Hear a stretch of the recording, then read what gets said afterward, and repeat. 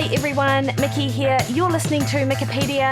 This week on the podcast, I speak to Dr. Dan Plews, exercise physiologist, endurance coach and world champion Ironman athlete. And today we talk about his latest chapter, stepping into the world of HYROX. Dan has long been recognised for his scientific, data-driven approach to endurance training and his advocacy for low-carb, fat-adapted fueling, or shall I say, right fuel, right time.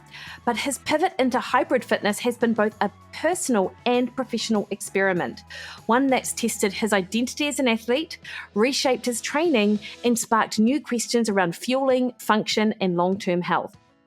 In this conversation, we unpack the mindset shift from long, steady-state Ironman prep to the explosive demands of HYROX.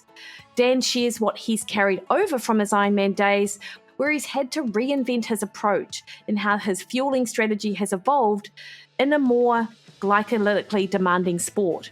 Or has it really? And this is what we dive into. We also explore the launch of HYROX, his HYROX specific training platform with Adam's story, and his thoughts on where hybrid racing is headed. Whether you're an endurance athlete curious about functional fitness or just intrigued by how world-class performers adapt and evolve, this one is for you. For those of you unfamiliar with Dan, God, I'd be surprised if there was anyone. Dr. Dan Plews is a sports scientist, endurance coach, and elite athlete with over 2 decades of experience in exercise physiology and applied coaching.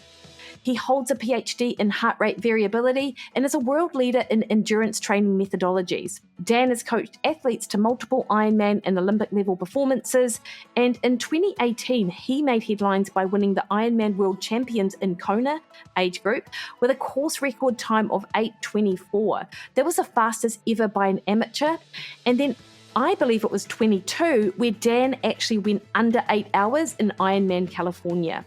We talk actually about whether he's really hung his head up or not, but for now, he has turned his attention to HYROX. So Dan is the founder of Endure IQ, a science-based endurance education platform, and the co-creator of HYROX, which brings a structured, physiology-driven approach to HYROX training. Known for his evidence-based focus on low-carbohydrate fueling and fat adaptation, Dan's current work spans high-performance coaching, applied research, and helping everyday athletes train smarter and age better. I will pop links into where you can find out more information about both Dan and HYROX in the show notes. Before we crack on into it though, I would like to remind you that the best way to support this podcast is to hit the subscribe button on your favourite podcast listening platform. That increases the visibility of Mikkipedia in amongst literally thousands of other podcasts out there. So more people get the opportunity to learn from guests that I have on the show, like Dr. Dan Plews. All right team, enjoy the conversation. It's really cool. In fact, your extra 5 minutes was quite good because I was just hoofing down my own protein shake. So I have mine in a bowl though because I don't love drinking my breakfast. I prefer to eat my breakfast. But I managed to start get it down. So what? Is it like isn't it runny though? No. Or do you have oats in it? It's a thickie. No, I have mango, cauliflower, ice, almond milk, and don't even look at that face. God, if this was a video podcast, like people would be like, what is up with Dan? It adds fluff. It makes it fluffy. Really? Yeah. Seriously. Interesting. You haven't tried it, obviously. Like, try it. If you've got frozen cauliflower, like even like a floret or two, I just use cauliflower rice, and you've got to have the almond milk and ice has to be sort of, the ratio has to be about the same, like when you're like sort of visually putting it in your blender. Puff up. Sounds grim, but I'll try it. Do try it. Let me know. Hey, Dan, hilarious. We are recording, by the way. I just laughed out loud when I put in, because I've got some questions to ask you about your transition from Ironman to HYROX, right? And I popped into ChatGPT. I'm like, hey, so do you know Dan Plews? Like, you know, like he's an exercise physiologist, and Chat's like, oh yeah, I know Dan, total weapon. Yeah, I know. I'm pleased to see that ChatGPT is improving its facts. Yeah, totally. And I'm like, well, that must be like everywhere on the internet if ChatGPT sort of comes up with it. But it's been a while since you've been on Mikkipedia. In fact, have you only been on once? I think you've managed to dip out of about 3 podcast requests. No, I've been on at least 3 times. I'll fact check that. I'll ask ChatGPT. I'll just go into my go. Well, I know for certain it's Okay, 2, but it right. could be 3. Well, this feels long overdue because we have yet to talk about HYROX. So my first question to you, and I don't actually usually go Q&A, but I'll just kick this off with, why HYROX after Ironman? Why? Yeah, how did you get into it actually? Like, how did you even discover it? It was like nothing, and then suddenly it's all over my feed. How did you find out about it? Yeah, it's crazy, isn't it? Actually, like how it's grown. So I knew about it from my brother. My brother did one, but I kind of knew about it loosely before that, but I'd never really paid that much attention to it. So I don't know how I found out about it. I think my brother mentioned it to me initially, but my brother did one, and he basically suggested that I should do one because he thought I'd be pretty good at it. So I was like, oh yeah, okay. What time did you do? Oh yeah, good. I'll beat that. and so it began. I always wonder about the shift from an endurance athlete to like something which is, I mean, it's not endurance, it's explosive, but it's a long event. Obviously, well, yeah, I would still say it's primarily endurance. But but really, long story short, though, well, maybe I'll just keep a long story long. But yeah, do so after I did finish doing Ironman, which was 2023. I decided that I wanted to get more into strength training, which I did. And as you know, I did like a lot of strength work, and I did a lot of eating, and I gained a lot of mass. I gained a lot of weight. How much did you gain? I went from 74 to 89. I mean, isn't that that's phenomenal? Actually, that in itself that's quite heroic. I mean, the body's quite an amazing thing, the way it adapts to what you make it do. If you're strict with if you have good self-discipline and you stick with good guidelines, your body can do amazing things. It really can, So and I went up to 89. But like the strength training, it didn't really satisfy me very much. I didn't really enjoy it as much as I thought I would. I really despised the overeating. I thought it was horrible. I just like never feeling full, never feeling hungry, always feeling full, feeling heavy, feeling sluggish. It's just not something for me. I really don't know how bodybuilders do it. I think it's like, it's, kudos to them, because you go either going from one extreme where when you're eating too much to another extreme where you're just starving yourself. And I just it's crazy to me. I just, it's not something that I really typically enjoyed. And I didn't really like seeing my cardiorespiratory fitness gradually decline either. So, but I did get a lot stronger in that process. I really got, I wouldn't say I got strong, but I got stronger than I was because I was so weak before. I went from squatting, I could barely squat 70 kilos to more than 100. Is that typical, Dan? Like in your experience with other endurance athletes, like your lack of relative stress, I guess, is that typical of what you see with clients you work with and things like that? Yeah, it's very typical, very, very typical. Because one is they don't do enough in the gym, and you don't have to be that strong. You really don't. Like it's in some ways, the added muscle mass is, it's energy. It costs energy, so you just take with what you need. And for especially something like Ironman that's over 8-9 hours, the absolute forces and the of every pedal stroke and every swim stroke is really low. So you don't need to be that strong, no. And you can get away with it. And that's why, I think strength training is great for endurance athletes, but I don't believe it's really contributing that much to performance generally. I think it's contributing. It might contribute in some ways to make you a little bit more robust. So if you're someone who's injury prone, it's good. But I don't think making yourself physically stronger, the actual result of making you physically stronger, is having any impact on how well you're doing an Ironman. Or I know that I'm not saying that there are side consequences of being a bit stronger might make you more injury resistant, so you can train more and all that, and that might have an impact. But the actual net, or the very specific difference of going from say 60 kg squat to 100 kg squats, not making No.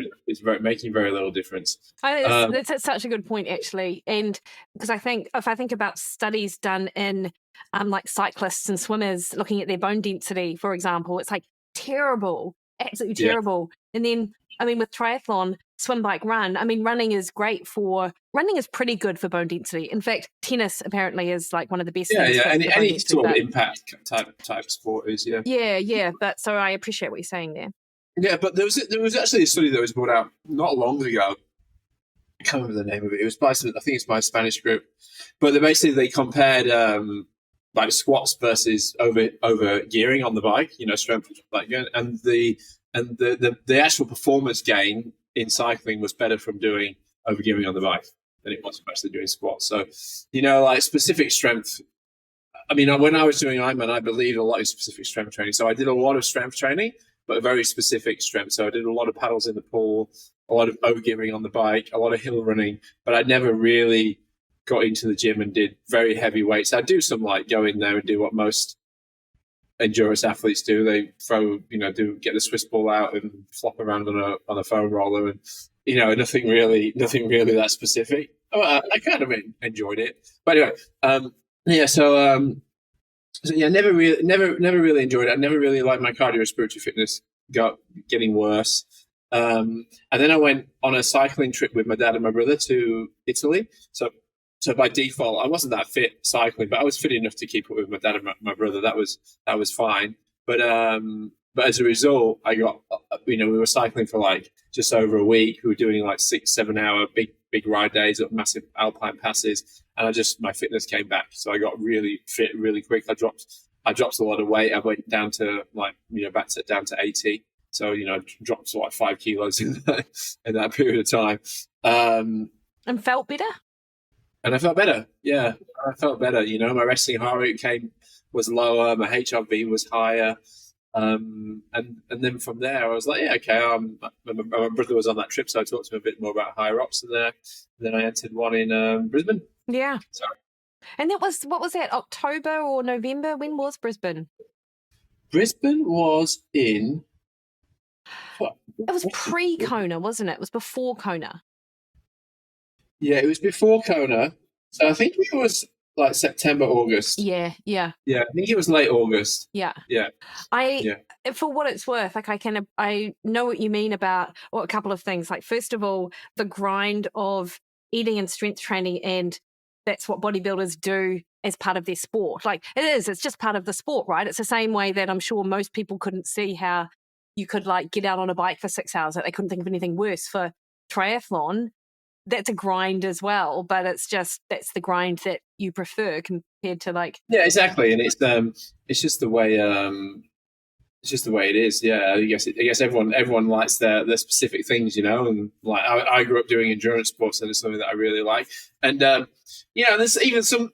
I love so much about HYROX. I love the training. There's some things that I don't particularly like compared to Ironman. Like, I don't like the indoor aspect of the event, for example. I don't really like gyms. I'm not really a gym person. So, I do most of my workout in my own garage because I feel it's, I can open the garage door. I feel like I'm outside. So, but there's some things that really excite me. Is like, I love being stronger. I love the diversity of the training because there's so many different things you have to train. Just like triathlon, you got swim by run, but now you've got your running, and you've got 8 different stations to think about as well. So it's really interesting. It keeps things very, very cool, and there's still a massive endurance element. So I get to do my gravel rides with my mates. I can go out for 3 hours, and it's of benefit towards HYROX. I still get to do my runs. But I also get to that feeling of being a lot stronger, which is, for me, as I'm getting older, I feel it ticks the boxes of my longevity bucket, and what I want to do in terms of growing, of aging well. So, and even the mobility side of it, there's a big aspect of way more mobility required in HYROX than there is in triathlon, for the burpee, broad jumps, and the wall balls. So it's great. Yeah. Actually, can you just go through what the stations are and how it works? Like, so, because I know obviously singles you have to do everything, but is it true that in doubles you don't pick and choose, but you can sort of play to your strengths? So can you sort of walk us through a HYROX? Yeah, okay, let me do that. So HYROX is made up of, so there's two different events in HYROX. So there's the HYROX Open and there's the HYROX Pro. What I'd say is that the word pro is a little bit misleading. It kind of, what you and me think of pro, we think, you're in the pro race and like, but it's not like that at all. It's just a different event that has heavier weights, basically. So you use heavier weights in the stations. So I would liken it to you either do a 70.3 or you do a full Ironman. They're just different events. Like you could do a pro race tomorrow if you entered it. There's no ability required to do it. You just decide which one you want to do to suit your own particular strengths. But the World Championships is only in the pro weight, so you can't do the World Championships in the open weight. So it is kind of the main event. So to go through the stations, it starts with a 1 kilometer run. It goes 1 kilometer run and then 1,000 meters on the ski. 1 kilometer run, 50 meters of sled push. 1 kilometer run, 50 meters of sled pull. 1 kilometer run, 80 meters of burpee broad jumps. 1 kilometer run, 1,000 meters of rowing. 1 kilometer run, 200 meters of farmer's carry. 1 kilometer run, 100 meters of lunges. 1 kilometer run, and then 100 wall balls. And then you're into the finish. But the weights change. So if I just talk about the men's race, because I'm not actually sure what the women's open is. I know what the women's pro is, but just to talk about the men's. So I'm sorry that I don't go through the women's as well, but it's the ski is the ski egg. It's the same. The sled push is 152 kilos on the open to 202 kilos on the pro. The pull goes from 102 kilos on the open to 152 kilos on the pro. The farmer's carry goes from 24 kilos in each hand to 32 kilos in each hand for the farmer's carry. The lunging goes from 20 kilos sandbag on your back to 30 kilos sandbag on your back. And then the wall balls goes from 6 kilo wall ball to a 9 kilo wall ball.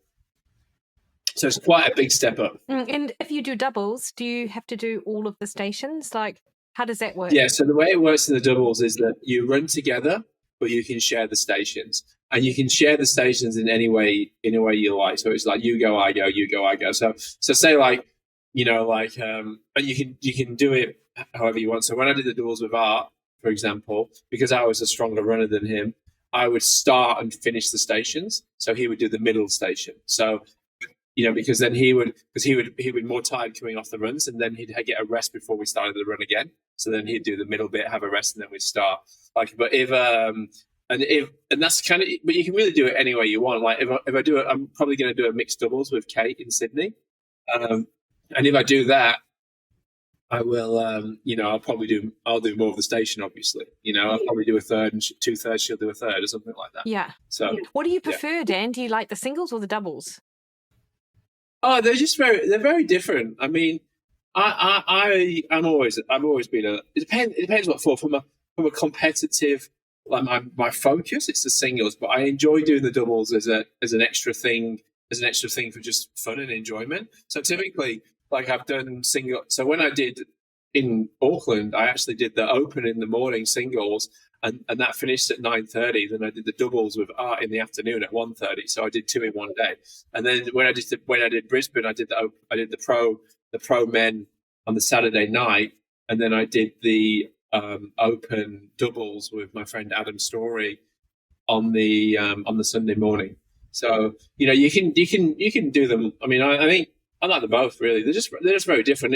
It's nice having to do something with someone else is a lot of fun, and it's something that I've never done before.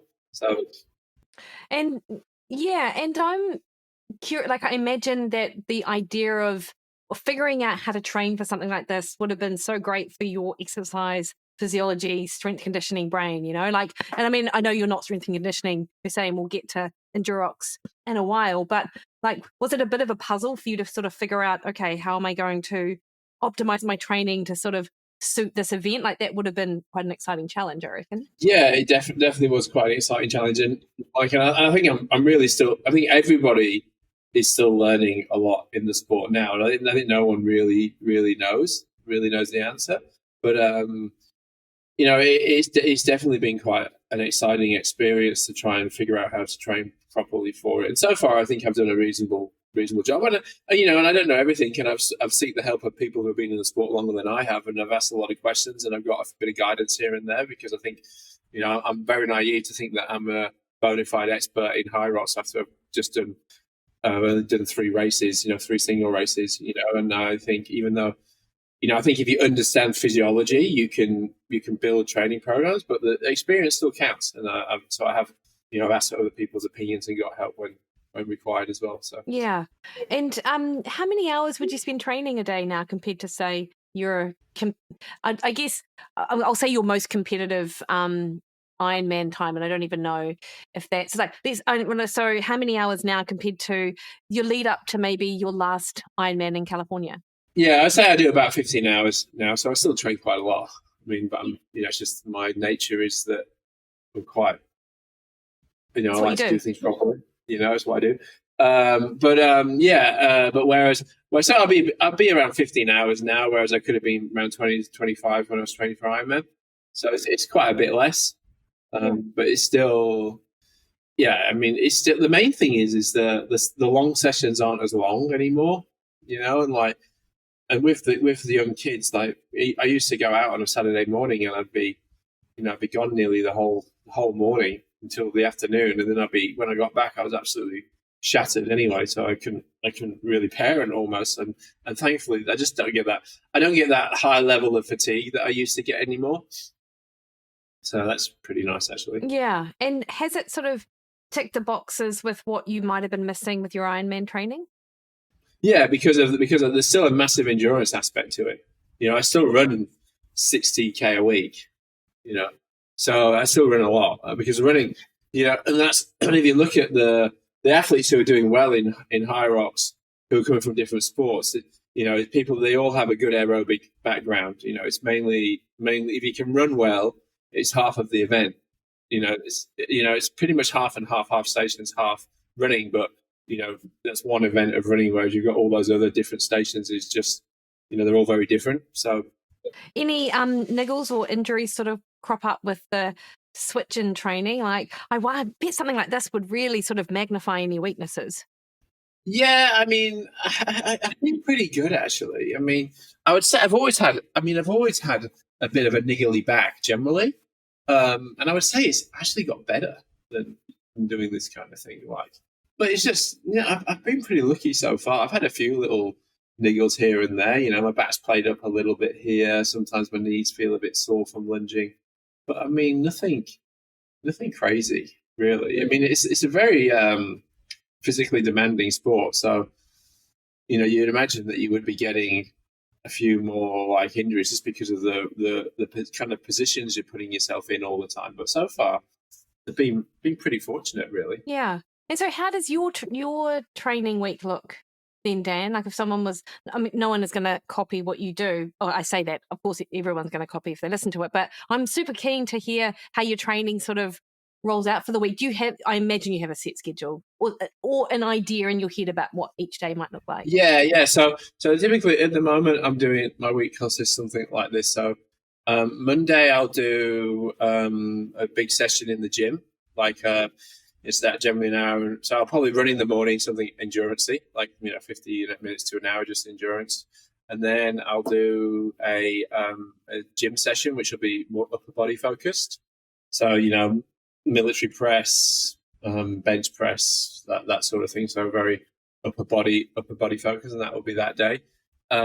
Tuesday, I generally do something a bit harder, like a double threshold day. So I'll do like some kind of threshold running in the morning. Usually I'll be doing it on the treadmill because I've been doing it so early and it's pitch black outside. So I just do it on the treadmill. And then in the afternoons, I'll do something a bit shorter but quite intense on the ski or on the row. So it'll be, and that will be between 5 and 8K on the rowing machine and between 12 and 14K running, something like that. Wednesday, I go out and I do a gravel ride generally with my mates, with Gordy and with Cam Brown as well. So we generally go out, we go graveling, we leave early and do about 3 hours, just steady endurance. And then that's all I'll do on that day. Thursday, I will do And it'll be either a run or like a short circuit, but the main event is a leg day. So I'll do something quite heavy legs, which will be, some of the main exercises will be like lunging and Bulgarian split squats, general squats, deadlifts, that sort of day. And then Friday, I'll do another harder run with sometimes another, which will be like threshold, but kind of uphill on the treadmill, like 6% gradient, harder running. And then I might back that up with maybe another session, like an erg-based session in the afternoon, which will also be quite hard. Then Saturday, I do... What do I do on Saturday? Yeah, Saturday I do what I call a compromised run. So that's like, generally I'll be on the track and I'll be hard running, but like I'll do body weight stuff in between the intervals. So I'll be like walking lunges into a run, like lunging into a run. So I might do like 40 minutes of walking lunge, 40 minutes of burpee broad jumps, and then run a 800. And then I'll take a rest and do that, or something like that. And then Sunday I do a long run, which is not, I don't run that long anymore. Like long for me is like an hour and 15. And I'll do a full body gym. Oh, wow. And do you do like simulated HYROX as part of your usual training? No, I don't do that. No, I did at the start, but I mean, there's always, because you're always kind of simulating it continuously anyway, and I just don't, So I don't take a rest day, but I don't really feel I like rest days, and I don't really need one because I'm not training hard enough to merit one, really. Yeah. And you always you gotta sort of figure out how your body's feeling, right? Like I'm sure if you... Yeah, and even when I did Ironman, I never took any rest days. I used to just swim only. I'd swim 5K in the morning, and that was my rest day. So people think that's crazy, but it's I didn't really have proper rest days. Yeah. It's Barry and I, we often talk about, like, because I'm like, oh yeah, I'm having a rest day, and he's like, what is it? Resistance exercise and some swim training? And I'm like, yep. REST, or it's like ride easy and strength train, like I'm the same, like active recovery is what I call it. Yeah. And then that's the thing. I mean, I actually still do a reasonable amount of cycling. So sometimes on a Thursday I'll ride as well. Often I'll do some easy bikes, like an hour here, an hour there. But I don't really do any intervals on the bike anymore. I just use it for like extra endurance training because I kind of like getting on Zwift every now and again and getting out on the gravel. So, and I think there's a lot to be said for like doing 3 hours on the gravel, like compared to, most HYROX athletes are not doing that, and they probably can't do that. And I think that aerobic endurance is so important. It has a massive benefit. Yeah. Now, you like gravel versus road, like, is it just because on a road bike, if you're on for 3 hours, you're stopping a lot in traffic and that's the difference with gravel, or is it a different, talk me through that. It's very similar. Yeah, okay. It's almost the same. Yeah. It's just safer. And I suppose as well, like if I think about, are there many people in your position? I'm thinking about the Mackenzies, like they've taken to HYROX as well, Beth and Luke, and past endurance athletes, or still endurance athletes, but used to be triathletes. I imagine that anyone coming from that endurance background is likely already not ahead of the game, but they've already got that sort of aerobic base that you're talking about. Yeah, exactly. But then they struggle with other things, right? They struggle with the bit more of the stations and particularly the mobility side. I think is a big struggle for some of the endurance athletes. So it's always pros and cons. Someone from a CrossFit background, they're really, really good at the stations, but they're not so good at running. So it's like it's all a balancing act. So like when I did Brisbane, when I raced in the pro race, I was 40. I think I was like 30 or 40 seconds behind the guy who won the World CrossFit Games 2 or 3 times. Oh wow! So that's a kind of he's the very, very best at CrossFit ever. One of the best ever, and he was just in front of me. As a triathlete who's an old fart too. So, That'd be right. What are you, 41? 41? No, actually, who is a weapon. Yeah, a total weapon. Not just a weapon, a total weapon. Yeah. Hey, so obviously I'm really interested in your diet. And in fact, lots of people asked me when I said that I was chatting to you about HYROX, I got lots of DMs going, oh, what does Dan do now for his diet? Because he was such a proponent of low carb, and a lot of HYROX is high intensity, highly glycolytic, etc. Has it changed? What's the go? Not much. No, I wouldn't say I've really changed it that much. I mean, I was never, as you know, I was never like a keto guy either, right? I was always lower carb. But really, I mean, if I gave you my weekly diet or my daily diet, you would still consider it pretty low. And I don't think it really affects your high intensity, to be honest. I think if you're really keto and you're down at 20 grams a day, yes, but when I'd be anywhere between 100 and 200 grams a day still. I mean, I would say now I'm a bit more like, I'm not as strict as I used to be, so I think like if an opportunity I don't really get as fussed as I used to be, really, but generally I'm still following the same diet, but I just would guess I have a few more slip-ups here.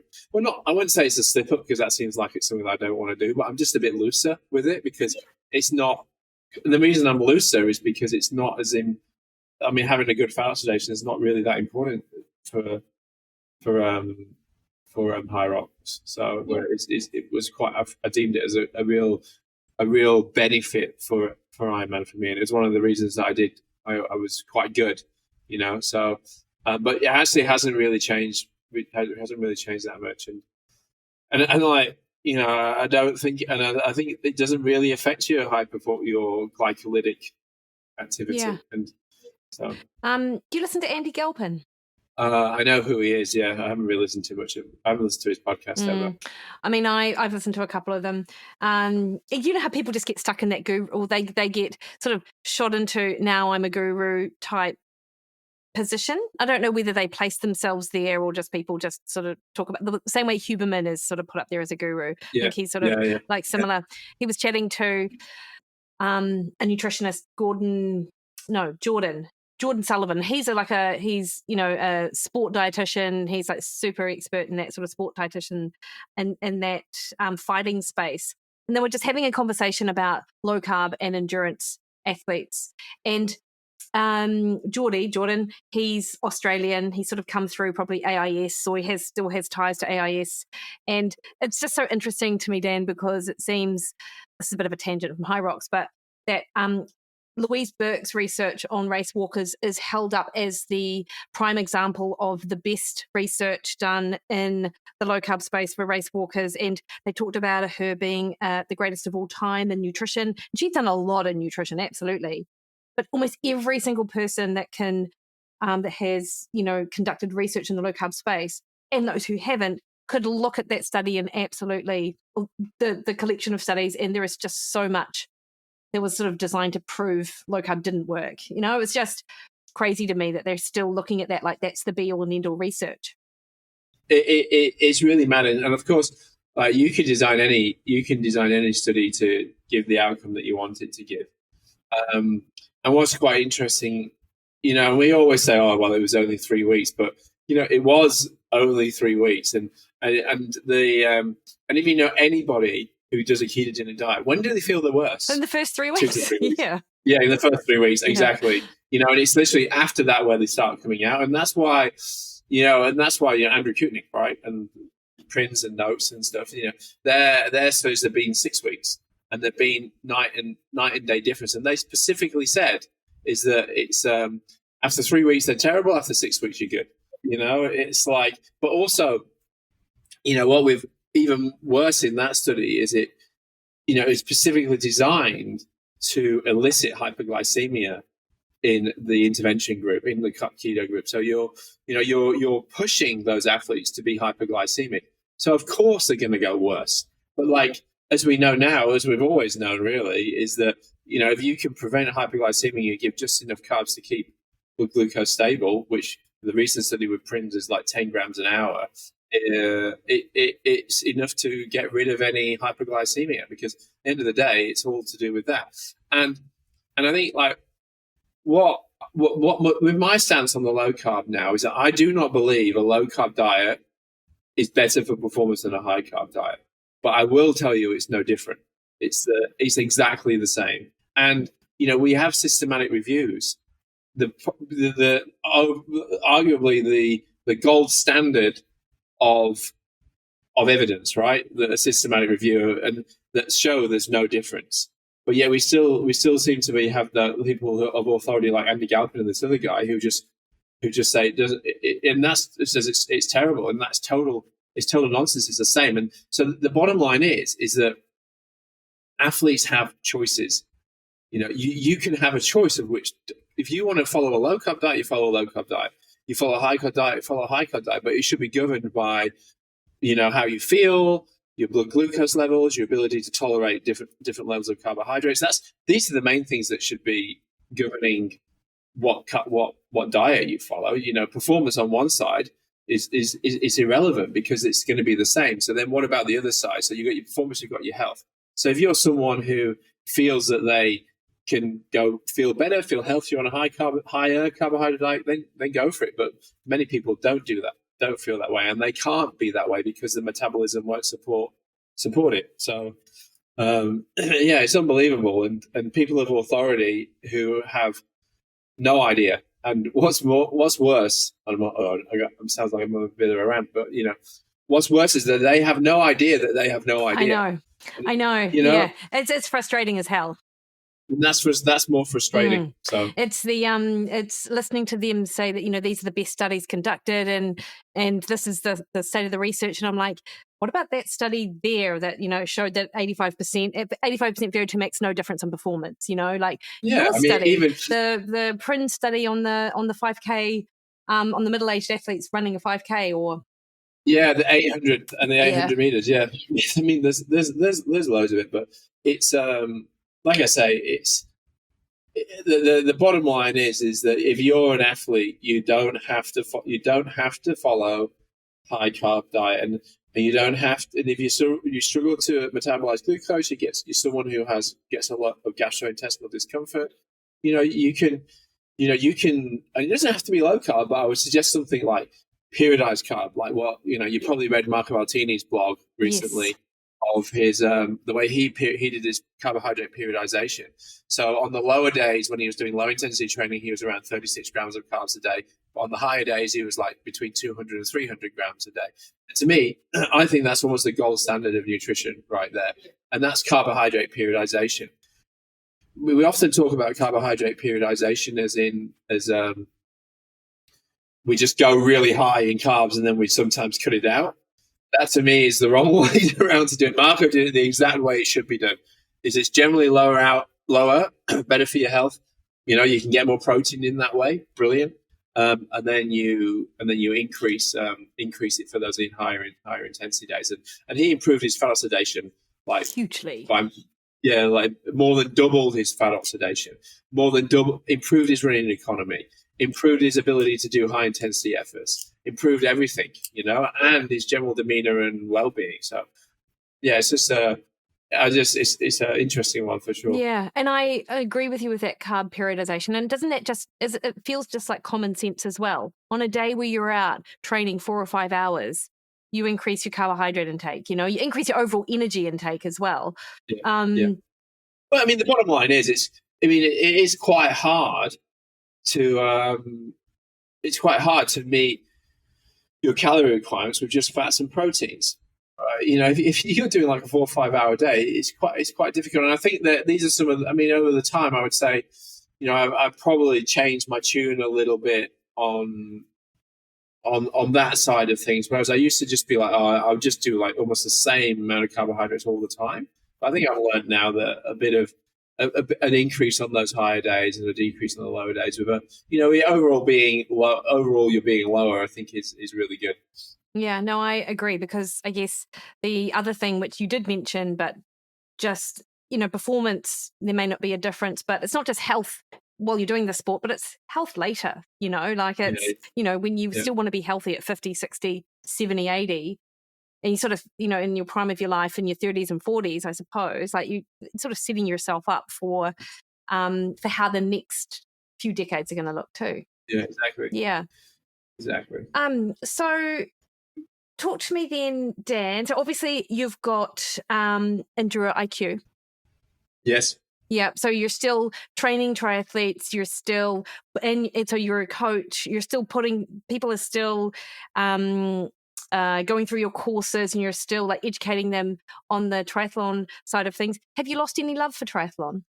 No, not in the slightest. I mean, I'm still a total triathlon lover for sure. I wouldn't say it's changed at all. I mean, I'm still so involved in it, right? Still coaching a lot of athletes. I'm still trying to educate a lot of athletes. Still, yeah. I mean, like I was doing on Saturday, was it Sunday? I was in the gym and I had like the Geelong 70.3 on on in there whilst it was going on. So I still follow the sport. I know everything that's going on, and I'm still very passionate about that. So yeah, nice one.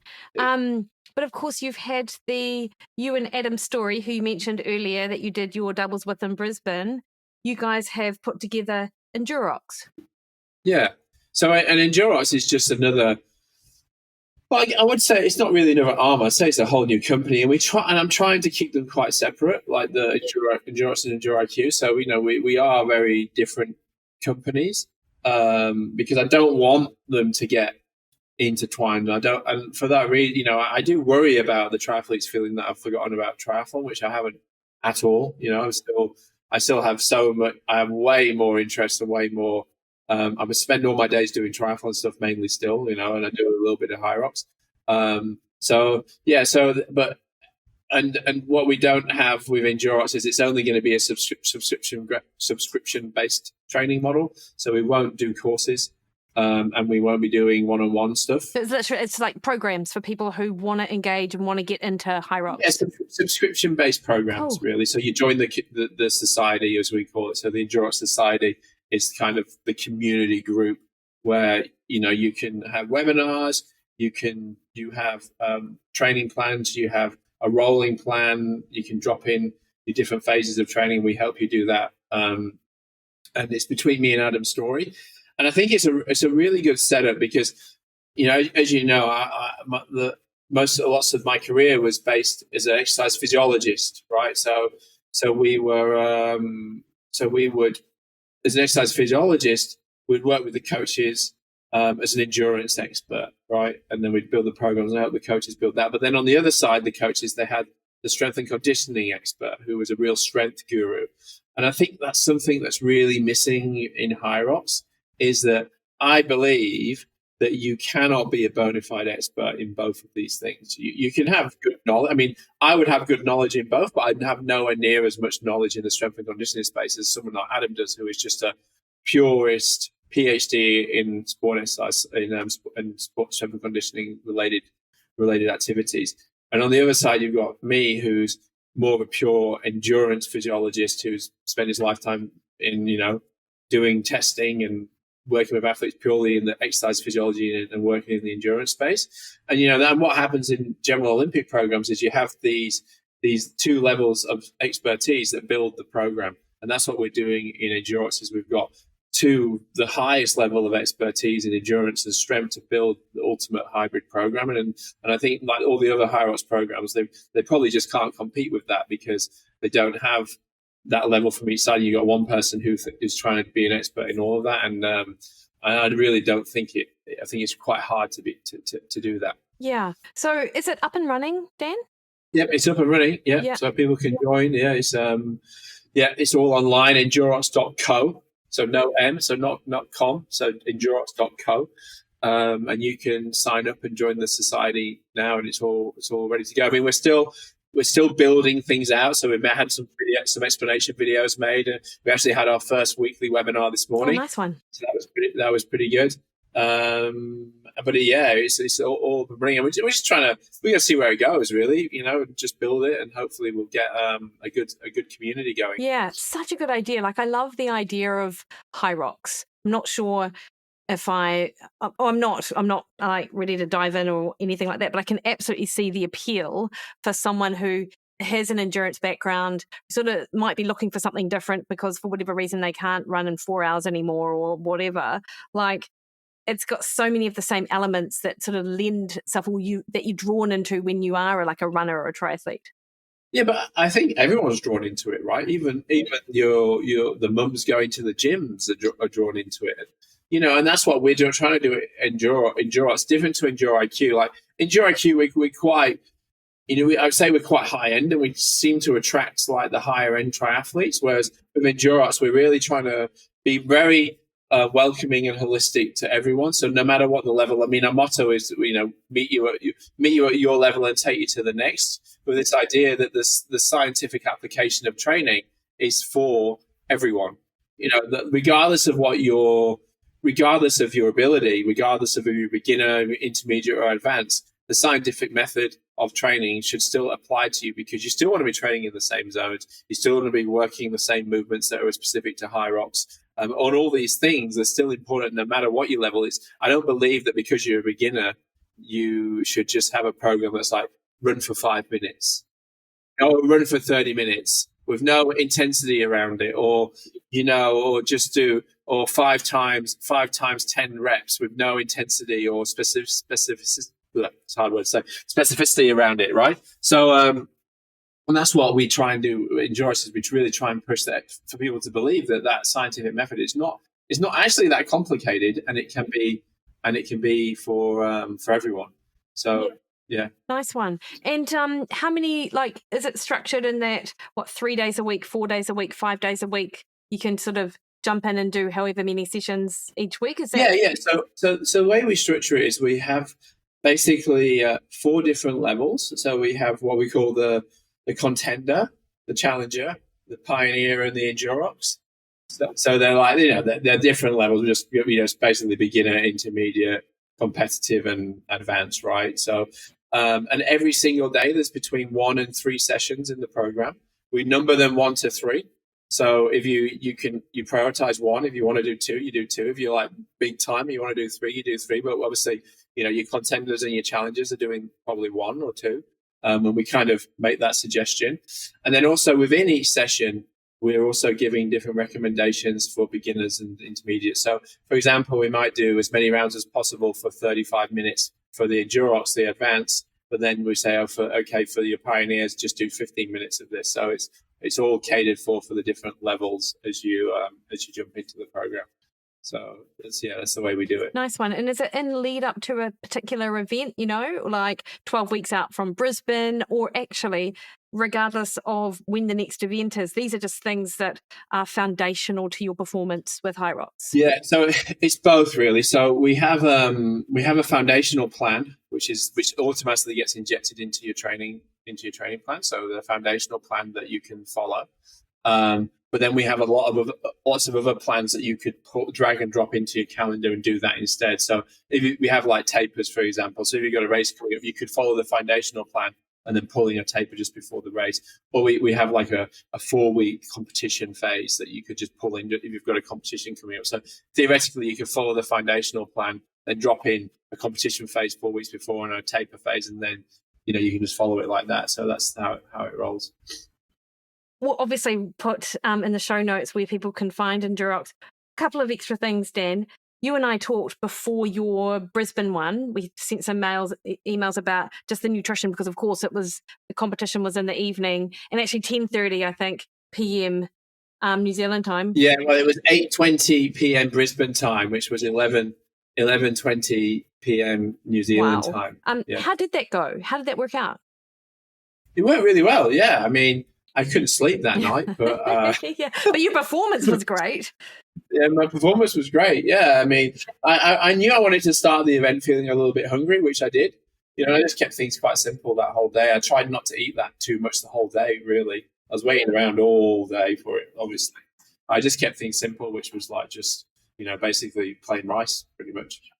Yeah, I didn't really just kept it as easy as I could. And my stomach was a bit sore after, but I think I always used to get that when I used to be young. When I was younger, I used to do like quite a hard track session in the evenings with my club, and that used to always give me like I used to call it a runner's tummy. It's really sore runner's tummy, and I had that after the event. But I think it's just I think it's often just a case of you just kind of you have to eat all day, and then you do a really, really hard session like when you're really high heart rates, and it just your stomach doesn't really like it very much. I think it's the intensity more than anything else. Yeah, interesting. I on the last day of the stage run that we had a rest day before we did that. The last 3 days was 83K rest day and then 33K, and the rest day was fine, but obviously you did nothing else, and so you ended up sort of eating quite a bit. And I actually think I ate too much to then get up and have the fatigue meant that my heart rate was higher. And actually, my stomach just did not play the game at all that day. Like, I really think there's, and I think to what you just said, like the high heart rate, your nervous system, like there's so much that just goes against good digestion. Yeah. Oh yeah, for sure. And the higher the intensity, the worse, right? So like you're pretty much an hour as hard as you can go, really. So. But it's good. I quite enjoyed the pro weight, to be honest. I think I actually preferred nice it. one.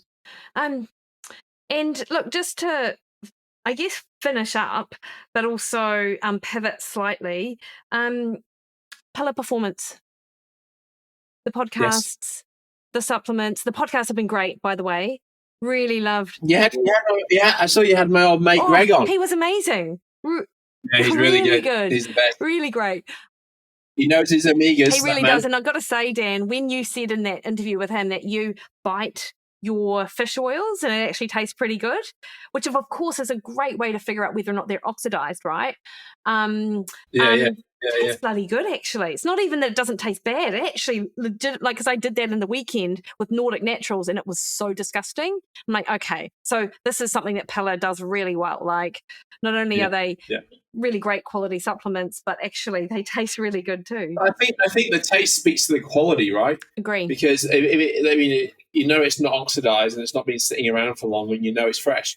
So that speaks to the quality of it, which is quite amazing. Yeah, I totally agree. And I've also, on the back of someone who was interested that I was having a discussion with Greg, sent me an omega-3 index test to sort of see where I'm at, albeit I have done it and I've sent it away. But let's see. Well, let's have a competition. I was 11%. I knew you were going to say that. No, I already know yours is going to be higher because I haven't been taking supplements for 3 months yet. I've only been really doing it for about 6 weeks since I jumped on the fish oil. 6 weeks will give you. Usually it's about 5 weeks to see a good bump in the DHA. Okay. Oh, good. Well, I've been really consistent. Yeah, so if you've been consistent, you'll see a difference in 5 weeks is the kind of the time. So usually, like DHA, you see a big bump. You see a bump in 5 weeks. Nice. I'm probably preaching to the preacher here. Sorry, but no, it's good. People who don't know, I'm going to tell them anyway. But then the EPA, you'll see differences pretty quick. Well, it's interesting because you take 3 capsules. I only take 2, albeit I'm probably 20 kilos. Well, you take 5. Okay, so I take 2. So there may be a slight difference. But you're not. But don't forget, 5 for weapons. That's true. That's true. Now, for total weapons, you've got to take 5. Exactly. Yeah. It should be on the. It's actually on the list. It's like 3, 4, 5 total weapons. Yeah. No, I like it. You're right. It should be. So, how long have you been with Pillar for now? Because aren't you the chief scientific officer? Head of research. Head of research. 2 years, I think. Yeah. 2 or 3 years. It is a great company, Dan. Like, they've got some quality, like almost every supplement that I've seen and now that I take, like it's just, you can take with integrity, because they're designed with great ingredients. They actually really serve a purpose. And you're not just taking it for the sake of taking something. Yeah, I mean, Damien, who's the CEO, he is really passionate about micronutrition, and he's just really passionate about the company, and I think we all are. I mean, we're all very. I mean, I'm very proud to be part of Pillar. I wear their brand on my chest with great pride, and I think that's how everyone feels who works for the company. And Damien's done a great job as a CEO of installing that, and they're a really good company to work for and be part of, and I really like it because you're just proud of what's being produced, right? You get your when you're part of something that you really can't live without. Like I cannot live. I really need their supplements, and I think they really they are a real net gain in my life, and that's really cool. Yeah, no, I totally agree with that. On supplements, I think one of our first interview together, we talked about all of the supplements that you take. This was, probably 3 or 4 years ago now. So have you, has any of that, I imagine some of it has changed, but other than the pillar supplements, and actually just go through, what do you take on a day-to-day basis? So I start the day with collagen, 15 grams in my coffee. So I'll do that, and I also have ketones in the coffee too. Is it Delta G that you have, or do you? Delta G coffee booster, right? Yeah, and sometimes a bit of MCT as well. So I have that, and then I'll have some. I'll intermittently have B12. I don't have it all the time. Like I have it, like I don't. I just as and when I feel like I want it. So I'll have that. I have omega-3s every day, so 5 caps of that, and then I'll have creatine as well. And have that with my smoothie after workouts generally. But I stop taking it before I race, like maybe 2 to 3 weeks before I race. Just to get the body weight down like by a kilo or two. Yeah. Yeah, exactly. So I'll take it. I'll take it during training, but not just before I race. I do think I do get a bit of weight gain from it. Well, I know I do. And then the magnesium. Yeah, so I take the magnesium every night before I sleep. They're the main ones, and yeah, that's kind of the main one. That's it, really. Yeah, and I think this is a thing. Like, you could take all manner of supplements. There are so many things that you could take for so many reasons, but to simplify it, I think is a good way to go, actually. But I think what I mentioned there. Collagen, omega-3s, magnesium. Those, and creatine, right? Those 4 probably have the best science behind them, right? In terms of their usage and the benefit, right? So I'm quite confident with those 4. I was taking some other stuff before. I used to take an NAD, for example, and nicotide mononucleotide. But the evidence is so mixed and it's expensive, so I just stopped taking it.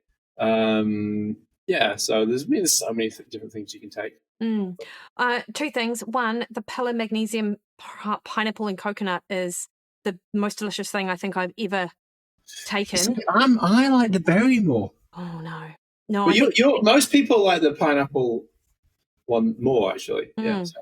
Well, maybe that's another thing then. Is that another thing that makes you a total weapon? Like, I'm just looking for the difference between, what makes Dan different. And vitamin D is probably the only thing missing from your thing, Dan. Well, actually, I take the immune as well. Okay, right. Has it got a bit of K2 in it? Yeah, it's got zinc, vitamin D, and vitamin C in. Oh, yeah. Okay. Well, But again, I don't take that all the time. I take it when I'm traveling. I take it when I'm training really hard, like under heavy training load days. I'll take it if I'm feeling a bit off, which I am at the moment. I'm feeling, I've got a bit of a head cold, so I'm taking it at the moment. So I do take that. But at the moment, man, I get so much sun. I don't need it. Yeah. Although, and not to tell you what you probably already know anyway, is that UVB rays are gone now. So our ability to synthesize vitamin D is like pretty minimal. Oh, really? Yeah, I know. So it's super sunny. It's really gorgeous. Not much UVB. So that's another good reason to get you in all the Plews on it, actually. Yeah, well, we do take that. Yeah, I used to have the droppers. Yeah, yeah, they're good. But I stopped taking that because I was taking the pillar. Yeah, no, you'd benefit actually with it in addition to. Yeah, okay. Maybe we'll get back on the droppers. Yeah, do get back on the droppers. Put your whole family on it. Yeah, I shall. Under the tongue. Nice one. Hey, Dan, what else? Anything else that you can tell us that is new that you're excited about for like the rest of 2026, 2025? Not really. I think the viewers or listeners need to get involved in the TSS. Do you think so? Okay. Do you know about the TSS, Mikki? I think I do, actually. I can't recall what it stands for, but I believe you release it monthly. Yeah. So TSS is the Training Science Summaries. There you go. Yes, love that. Yeah, Training Science Summaries. So every month we take 10 new studies, and just sometimes we put a couple of golden oldies in there too. We like a golden oldie, and we do a review of the latest research in endurance, in the endurance space, and nutrition as well.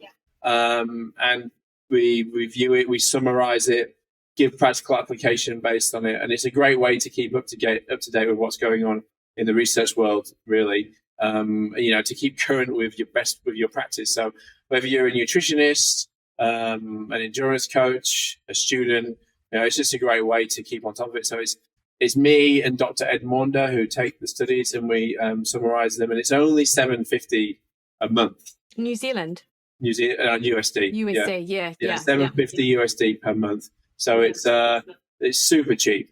But it's really worthwhile. A great read. So you can read it on your phone. You can keep up to date, and you should check it out via. I can give you the link for that. Yeah, no, we'll absolutely put it in the show notes. And I mean, I've been a long time fan of your blogs, Dan, because you're so good at distilling information in a way that everyone can understand. So that you have this monthly collection, and also of studies that might not even make it to sort of the headlines, but super important. That'd be awesome.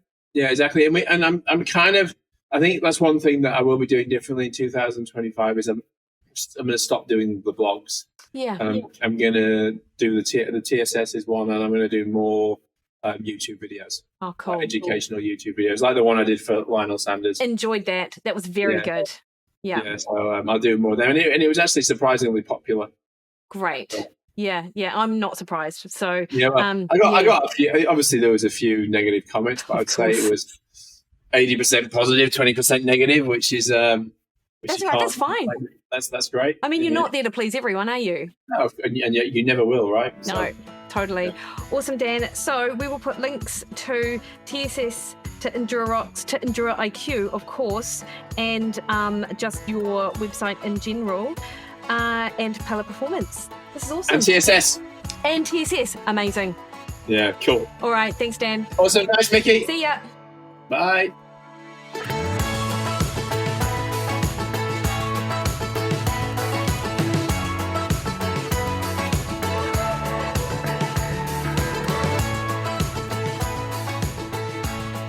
Alrighty, hopefully you enjoyed that. I did forget to mention in the intro that, of course, Dan is also the podcast host for Pella Performance, which is an awesome podcast. If you haven't already come across it, I'll also put a link to that in the show notes. And next podcast, actually, I speak to Marco Altini, who's also been on the show, about his recent transition into Right Fuel, Right Time for his latest sporting endeavour, which is a 100k race in Italy. I think you'll love that as well. You can catch me over on Instagram, Threads and X at Mikki Williden, Facebook at Mikki Williden Nutrition, or head to my website mikkiwilliden.com and book a one-on-one call with me.